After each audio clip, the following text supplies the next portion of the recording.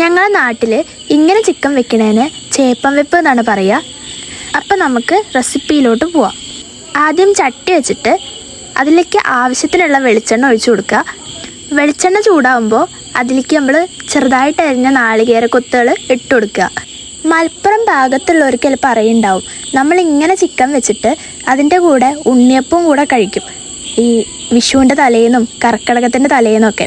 അപ്പോൾ നമ്മളെ നാളികേരക്കൊത്ത് നന്നായിട്ട് മൂത്ത് വന്നിട്ടുണ്ട്. ഇനി അതിലേക്ക് ചെറിയ ഉള്ളി ചേർത്ത് കൊടുക്കാം. അപ്പോൾ നമ്മളെന്താ പറഞ്ഞു വന്നു വെച്ചാൽ, നമ്മൾ ഈ ഇങ്ങനെ ഉണ്ടാക്കിയ ചിക്കനും പിന്നെ ഉണ്ണിയപ്പവും പിന്നെ അതേപോലെ തന്നെ ചെത്തുകളിലും കൂടെ നമ്മൾ കാരണവന്മാർക്ക് വെച്ച് കൊടുക്കും. അതാണ് ഈ സംക്രാന്തി എന്ന് പറയുന്നത്. വിഷുവിൻ്റെ തലേന്ന് നമ്മൾ എല്ലാ വീട്ടിലും ഇതുണ്ടാക്കും. എന്നിട്ട് കുടുംബക്കാരും കുട്ടികളും ഒക്കെ ഉണ്ടാവുമല്ലോ. ഈ കുട്ടികളെല്ലാവരും കൂടിയിട്ട് ഇത് വേഗം കഴിച്ചിട്ട് പടക്കം പൊട്ടിക്കാനൊരു ഓട്ടമുണ്ട്. അതൊക്കെ ഒരു കാലം. വർത്തമാനത്തിൻ്റെ ഇടയിൽ നമ്മൾ ഉള്ളിയുടെ കാര്യം മറക്കരുത്.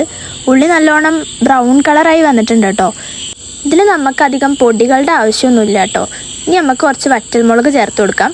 ഈ വറ്റൽമുളക് നന്നായിട്ട് ഇളക്കി അതൊന്ന് മൂത്ത് വരുമ്പോൾ അതിലേക്ക് കറിവേപ്പില ചേർത്തിട്ട് വീണ്ടും ഇളക്കുക.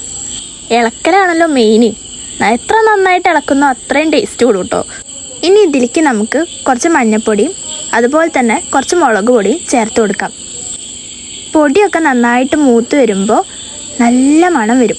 അപ്പോൾ അതിലേക്ക് ചിക്കൻ ചേർത്ത് കൊടുക്കാം. നമ്മളിപ്പോൾ ചിക്കൻ ചേർത്ത് കൊടുത്തിട്ടുണ്ട്.